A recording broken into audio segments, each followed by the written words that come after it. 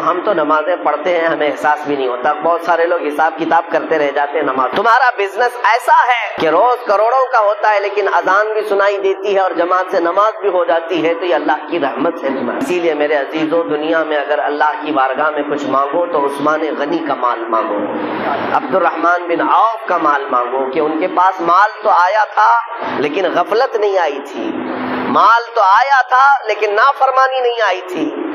عزیزان گرامی, اس فانی دنیا سے ہم بہت جلدی کوچ کر کے جانے والے ہیں. بڑے بڑے لوگ جا چکے اور اچھے اچھے لوگ بھی زیر زمین دفن ہو گئے. اب ہمارا بھی وقت قریب ہے. آپ کیا سمجھتے ہیں کہ بڑھاپے میں ہی موت آئے گی؟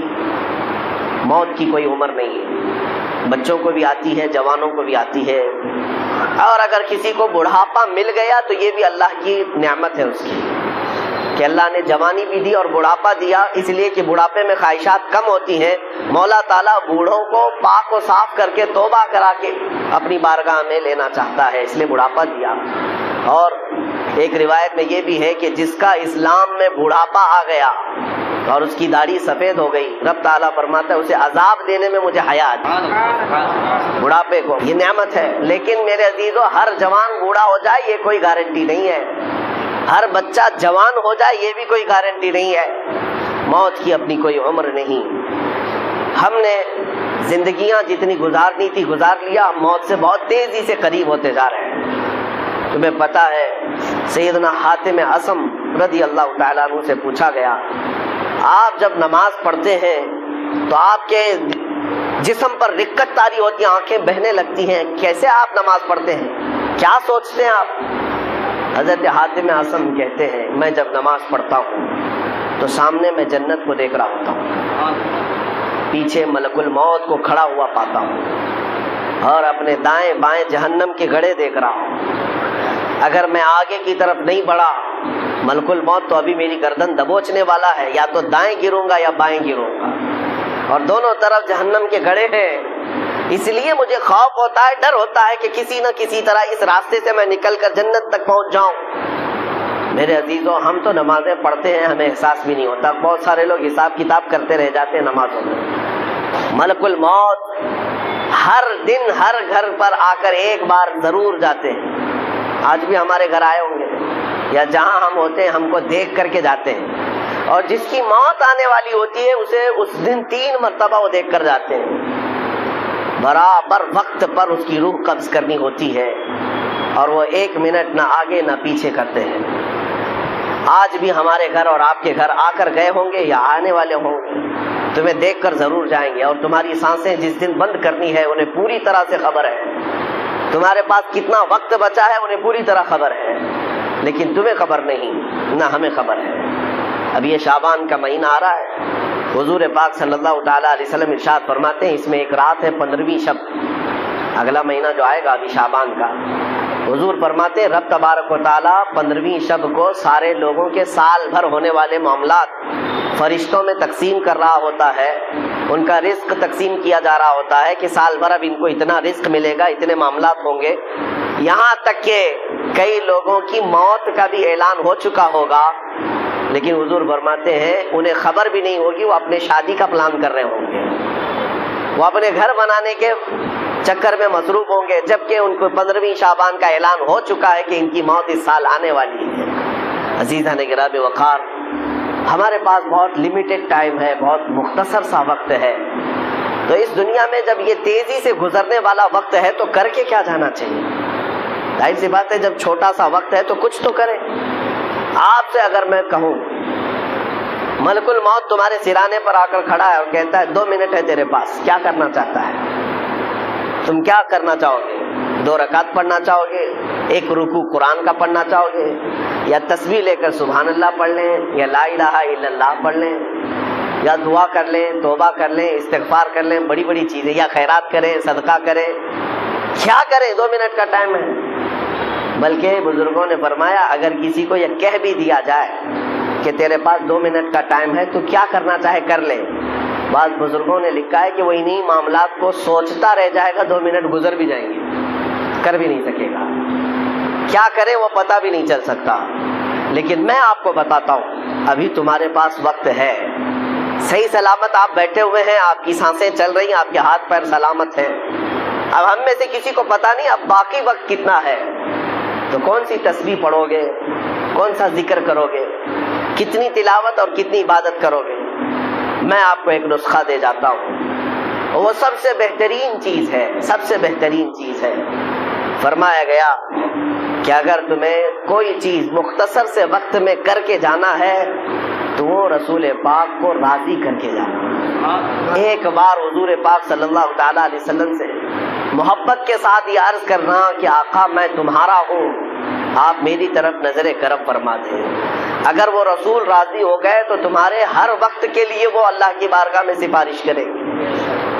باقی ہماری تسبیح جاتی ہے کہ نہیں جاتی یہ بھی ہمیں معلوم نہیں، کر تو لیا عبادت لیکن قبول ہوتی ہے نہیں ہوتی یہ بھی نہیں معلوم، لیکن اگر اللہ کا نبی راضی ہو گیا تو ہمارے سفارش کے لیے وہ کافی ہو جائے۔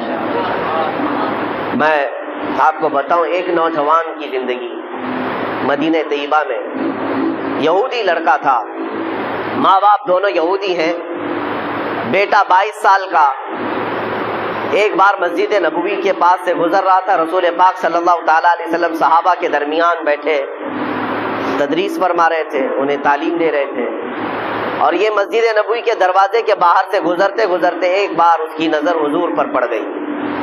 نبی پاک صلی اللہ تعالیٰ علیہ وسلم کو دیکھتا کھڑا رہ گیا، اور حضور پاک صلی اللہ تعالیٰ علیہ وسلم کی شیرنی کھولنے والی وہ میٹھی آواز کانوں پر ٹکرانے لگی تو کھڑا سنتا رہ گیا حضور کی آواز، اور کافی دیر تک جب دل میں مٹھاس پہنچی تو گھر گیا۔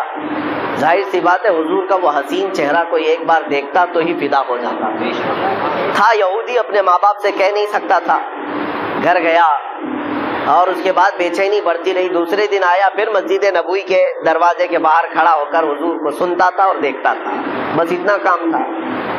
چند دنوں کے بعد کسی نے دیکھ کر کے اس کے ماں باپ کو خبر کر دی کہ تمہارا بیٹا تو محمد کے پاس جاتا ہے صلی اللہ علیہ وسلم، تمہارا بیٹا، تم تو یہودی ہو لیکن تمہارا بیٹا محمد صلی اللہ تعالیٰ علیہ وسلم کو دیکھنے جاتا ہے، ان کی تقریر سننے جاتا ہے۔ تو باپ کو بڑا غصہ آیا اور اس نے پوچھا کیا تو محمد کے پاس جاتا ہے، مسجد نبوی کے پاس جاتا ہے؟ بیٹے نے کہا ہاں ان کی باتیں مجھے اچھی لگتی، ان کا چہرہ مجھے بڑا اچھا لگتا ہے،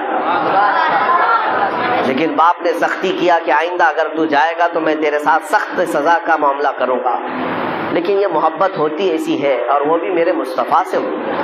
اس زمانے کے ہم نے واقعات دیکھے ہیں، ساری دنیا کو صحابہ نے چھوڑ دیا مگر چہرے رسول کو کبھی نہیں چھوڑا۔ اس نوجوان کے ساتھ بھی یہی ہوا، 2 دن گھر میں رہا، تیسرے دن پھر نکل کر کے آیا، مسجد نبوی کے باہر کھڑا حضور کو دیکھتا رہا۔ باپ آیا ڈھونڈتے ہوئے، دیکھا جب حضور کو یہ چھپ کر کے دیکھ رہا ہے، وہیں سے پکڑ کر لے گیا اور اپنے گھر پر لے جا کر زنجیریں باندھ کر قید کر دیا، قید کر کے رکھا، مارا توڑا اور کہا کہ آج کے بعد سے گھر سے باہر نہیں جا سکتا۔ اب گھر کے اندر قید تھا، چند دنوں کے بعد بیمار ہو گیا۔ ظاہر سی بات ہے کسی محبوب کو اس کے محب سے یا کسی محب کو اس کے محبوب سے جدا کر دیا جائے، یہ بیماری بہت بڑی ہو جاتی ہے۔ وہ تڑپتا رہ گیا اور بیمار ہو گیا، کمزوری آ گئی۔ باپ نے زنجیریں کھول دی لیکن گھر سے باہر نکلنے نہیں دیا جاتا تھا، گھر کے اندر ہی قید رہتا۔ پھر یہ بیماری اتنی بڑی جس کو فاضل بریلوی نے کیا کہا ہے، جان ہے عشق مصطفیٰ روز فزوں کرے خدا، جس کو ہو درد کا مزہ نازے دوا اٹھائے۔ یہ ایک درد ایسا ہے محبت کا کہ اس میں روز درد اور بڑھتا رہے، اس محب کو اور مزہ بھی آتا رہے۔ ایک دن ایسا آیا کہ اس کی بیماری اتنی بڑھ گئی کہ وہ بستر سے اٹھ بھی نہیں سکتا تھا، چل پھر نہیں سکتا تھا۔ حکیموں سے علاج کرایا گیا، طبیبوں سے علاج کرایا گیا، علاج کرتے کرتے مہینے گزر گئے لیکن اس کی بیماری بڑھتی گئی۔ ایک دن حکیم نے آ کر یہ کہہ دیا اس کے باپ سے کہ اب تمہارا بیٹا زندہ نہیں رہ سکتا، ایک دن کا مہمان ہے، یہ جو کھانا کھائے، جو چاہے کھلا دو پلا دو اور جو خواہشیں پوری کر دو، یہ ایک دن سے زیادہ زندہ نہیں رہ سکتا۔ جوان لڑکا ہے 22 سال کا، موت کے کنویں میں جا رہا ہے، ماں باپ کے دل پر کیا بیتتی ہوگی، رونا دھونا بھی تھا، لیکن بچے کی بیٹے کی محبت غالب آ گئی۔ بیٹے سے پوچھا بیٹا ہم نے تیرے ساتھ اگر ناانصافی کی ہے تو معاف کر دے، اگر تیری کوئی آخری خواہش ہے، کچھ کھانا پینا چاہتا ہے تو ہمیں بتا دے، ہم تیرے لیے حاضر کر دیں گے۔ اس نوجوان نے بستر پر لیٹے ہی اپنے باپ سے کہا میری ایک ہی خواہش رہ گئی ہے کہ ایک بار پھر سے محمد کا چہرہ دیکھوں صلی اللہ علیہ وسلم۔ باپ پگھل گیا۔ ماں نے بھی کہا لڑکے کی کہ جاؤ، اگر وہ دیکھنا چاہتا ہے تو جا کر ان سے کہہ دو محمد صلی اللہ علیہ وسلم سے کہ وہ ہمارے بیٹے کو ایک بار ملاقات کر لیں۔ تھے تو یہودی، کٹر یہودی، حضور کو بالکل برداشت نہیں کرتے، وہ دشمنی میں تلے رہتے، لیکن آیا وہ یہودی اور محمد صلی اللہ علیہ وسلم کی بارگاہ میں جب حضور صحابہ کے ساتھ بیٹھے ہوئے تھے، یہ فجر کے بعد کا وقت تھا، آیا، آ کر کے وہ روتے ہوئے کہنے لگا میرا ایک بیٹا آپ کی محبت میں دنیا سے جا رہا ہے، ایسا مریض ہو گیا کہ اس کا اب موت کا وقت قریب آ گیا، وہ ایک بار آپ کو دیکھنا چاہتا ہے۔ رسول پاک صلی اللہ تعالیٰ علیہ وسلم اسی وقت اپنی مجلس سے اٹھے، اپنے صحابہ سے کہا چلو میرا ایک دیوانہ دنیا سے رخصت ہو رہا ہے۔ نکل کر کے میرے آقا اس یہودی کے گھر آئے، بستر پر لیٹا ہوا وہ بیمار 22 سال کا نوجوان جس کے جانے کا وقت قریب تھا، سانسیں اکھڑ رہی تھی، حضور سیدھے اس کے سرانے کے پاس جا کر بیٹھتے ہیں اور اس کا سر گردن کی طرف ہاتھ دے کر کے اٹھاتے ہیں تو پورے جسم میں اس کے گرمی دوڑ جاتی ہے۔ میرے آقا صلی اللہ تعالیٰ علیہ وسلم کا لمس پایا ہاتھ کا، جسم کے اندر طاقت محسوس ہوئی اور چہرہ کھل گیا، دیکھا آنکھیں بھر کر کے حضور کے چہرے کو، مسکرانے لگا اور کہا کہ میری زندگی وصول ہو گئی، میری زندگی وصول ہو گئی۔ یہ کہتا رہا، میرے آقا نے حضور پاک صلی اللہ تعالیٰ علیہ وسلم کی اتنی بات پر وہ زور سے کلمہ پڑھا اور حضور کی گود میں سر رکھ کر کے اس کی روح پرواز کر گئی، انتقال کر گیا۔ عزیزان گرامی، لیکن مقام کیا پایا جانتے ہیں؟ صحابیت کا مقام، صحابیت کا مقام۔ صحابی کہتے کسے ہیں؟ غوث اعظم عبد القادر جیلانی رضی اللہ تعالیٰ عنہ سے پوچھا گیا صحابی اور غوث کے مقام میں کیا فرق ہے؟ آپ فرماتے ہیں غوث اور صحابی کی بات کرتے ہو، صحابی رسول جن گھوڑوں پر بیٹھ کر جہاد میں جایا کرتے، ان گھوڑوں کے ٹاپ کے نیچے سے جو دھول اڑتی تھی، غوث وہاں بھی نہیں پہنچ سکتا، وہاں تک بھی نہیں پہنچ سکتا۔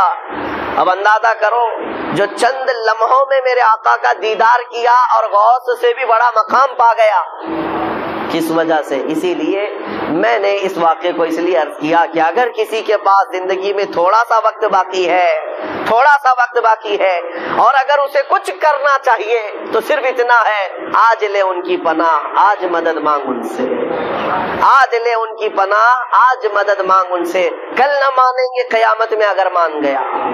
اعلیٰ حضرت نے فرمایا پھر قیامت میں تو ہر کوئی حضور کو ماننے لگ جائے گا، جو مقام و مرتبہ وہاں پر دیکھے گا ہر کوئی کہے گا یہ میرے آقا ہیں، لیکن کمال یہ ہے اے مومن آج تو ان کے قدموں میں آ جا، آج تو ان کا ہو جا۔ ہمارے پاس مختصر سی زندگی بچی ہے میرے عزیزوں، دنیا کو ہم الوداع کہنے والے، نہ جانے کتنے جنازے ہم نے اٹھائے اور کتنی قبروں میں ہم نے لوگوں کو دفن کیا، ہم نے اپنی آنکھوں سے دیکھا اور کتنے لوگوں کو مٹی بھی دیا۔ کیا یہ حقیقت نہیں ہے؟ کیا یہ حقیقت نہیں؟ قرآن یہ کہتا ہے الہاکم التکاثر حتی زرتم المقابر۔ اللہ تعالیٰ فرماتا ہے یہ دنیا کی ہر چیز کی کثرت نے تمہیں غافل کر رکھا ہے، مال کی کثرت، کھانے کی کثرت، پہننے کی کثرت، اولاد کی کثرت، مرتبوں کی کثرت، خواہشات کی کثرت، یہ زیادتی نے تمہیں غافل کر رکھا ہے، اور اس غفلت سے اگر آزاد ہونا ہے رب تعالیٰ فرماتا ہے جاؤ قبروں کو دیکھاؤ، حتی زرتم المقابر، یہاں تک کہ تم قبروں کو دیکھاؤ۔ کیوں قبروں کو دیکھنے کا حکم دیا گیا؟ جا کر دیکھنا وقت کے بڑے بڑے پیسے والے وہاں پر لیٹے ہوئے ہیں، وقت کے بڑے بڑے لیڈر جو تھے وہ بھی لیٹے ہوئے ہیں، جن کی پہلوانی کے چرچے ہوا کرتے تھے وہ بھی زیر زمین دفن ہے، اور زیادہ دن تک نہ جسم سلامت ہے نہ چہرہ سلامت ہے۔ قبروں میں جانے کے بعد اکثر تو کیڑے مکوڑوں کی غذا بنا دیے جاتے ہیں۔ میرے عزیزوں، ہمارے ساتھ بھی اس دنیا سے جانے کے بعد ایک نئی زندگی کا سامنا کرنا ہے۔ کبھی تم سوچتے ہو آج 10 بائی 10 کے روم میں ہمیں نیند نہیں آتی، ایک چوڑے اور لمبے پلنگ پر ہاتھ کسی سے ٹکرائے تو ہماری نیند میں خلل ہوتا ہے، لیکن جس دن ہمارے عزیز ہمیں کفن میں باندھ کر چھوٹی سی قبر میں سلا کر کے آتے ہیں، کروٹ لینے کی بھی جگہ نہیں ہوتی، نہ ہمیں تکیہ دیا جاتا ہے، نہ چادر دی جاتی ہے، نہ چٹائی بچھائی جاتی ہے، کچھ نہیں، اور ننگی زمین پر لٹا کر کے ہمیں، اور وہ بھی مٹی کا ڈھیر ڈال کر کے آ جاتے ہیں۔ کبھی احساس کیا اب کتنے دن کے لیے تمہارے گھر والے سلا کر کے آ رہے ہیں یہ بھی تمہیں پتا ہے؟ میاں 1 دن کے لیے، 2 دن کے لیے، 3 دن کے لیے ہم میں سے کسی کو پتا نہیں جب ہمیں دفن کر کے آتے ہیں اگلے 500 سال سونا ہے کہ 600 سال سونا ہے، لیکن سونا اسی میں ہے۔ اور حالات کیا ہوں گے، حالات کیا ہوں گے پتا ہے؟ بزرگوں نے فرمایا جب تمہارے اہل خانہ تمہیں دفن کر کے جاتے ہیں تو 3 دن نہیں گزرتے کہ تمہاری ناک سے اور کان سے اندر کی چیزیں باہر آنا شروع ہوتی ہیں، ہمارے پیٹ کا گودا باہر آنا شروع ہو جاتا ہے، اور 8 دن نہیں گزرتے کہ پیٹ پھٹ جاتا ہے، انتڑیاں باہر نکل آتی ہیں، تعفن ہو جاتا ہے قبر کے اندر، اور اچانک مٹی سے کیڑے پیدا کر دیے جاتے ہیں جو جسم کے ان اعضاء کو کھانے لگ جاتے ہیں۔ 40 دن گزرنے کے وقت اس کے جسم کا گوشت تک کھینچ لیا جاتا ہے۔ میرے عزیزو یہ ہماری حقیقت ہے، یہ ہماری حقیقت ہے۔ میں کبھی کہتا ہوں نوجوانوں سے جو جیم میں جا کر اپنی باڈی بنانے میں گھنٹوں صرف کرتے ہیں، اپنی باڈی بنانے میں، اپنا چہرہ بنانے میں، تمہیں پتا ہے مولا کائنات علی مرتضیٰ رضی اللہ تعالیٰ عنہ ایک دن قبرستان گئے اور قبر والوں کو سلام کیا، السلام علیکم یا اہل القبور، اور پھر پوچھا ہے قبر والے تمہارا کیا حال ہے؟ آپ کے ساتھ ایک تابعی حضرت سعید ابن مسیب تھے، وہ کہتے ہیں میں حضرت علی سے پوچھ رہا تھا کیا یہ قبروں والے آپ کو جواب دے رہے ہیں؟ حضرت علی کہتے ہیں ہاں وہ قبر والے جواب دے رہے ہیں، میں سن بھی رہا ہوں۔ یہ سب کے بس کی بات تو ہے نہیں۔ اس کے تھوڑی دیر کے بعد حضرت علی رونے لگ گئے، آنکھیں بھیگ گئیں۔ ان کے ساتھ موجود تابعی نے پوچھا کہ کیا جواب دیا قبروں والوں نے؟ مولا کائنات حیدر کرار شیر خدا رضی اللہ تعالیٰ عنہ فرماتے ہیں میں نے ان سے پوچھا تو قبروں والے کہتے ہیں اے علی ہمارا کیا حال پوچھتے ہو؟ جس چہرے کو ہم گھنٹوں سجایا کرتے تھے اس چہرے پر اللہ نے بچھو چھوڑ دیے اور وہ ہمیں ڈنک پہ ڈنک مارتے ہیں۔ جن بالوں کو ہم بار بار سجایا کرتے تھے ان میں خون اور پیپ بھر دیا گیا ہے۔ ہمارے جسم کے اوپر سے چمڑیاں ادھیڑ دی گئی ہیں اور گوشت کی سڑن پیدا کر دی گئی ہے۔ اور وہ قبروں والوں کے حالات حضرت علی سنتے سنتے رونے لگ گئے۔ وقت کے صحابی داماد رسول قبر کے ذکر سے رو پڑتے تھے۔ میرے عزیزو آج ہماری کیا حالت ہے؟ ہماری آنکھیں تک نہیں بھیگتی، ہمارا دل تک موم نہیں ہوتا۔ خواہشات نے ہمیں اتنا مصروف کر دیا ہے کہ اپنا آخری سفر بھی بھول بیٹھے، جبکہ تمہیں پتا ہے تم ہماری تقریر سنو یا نہ سنو، کسی کا بیان سنو یا نہ سنو، تمہیں تو موت آنی ہے، تمہیں لے جایا جائے گا۔ اس بات کو مانو یا نہ مانو، تمہارے نہ ماننے سے، تمہارے انکار کرنے سے تمہاری موت کے آنے میں کوئی فرق نہیں پڑے گا۔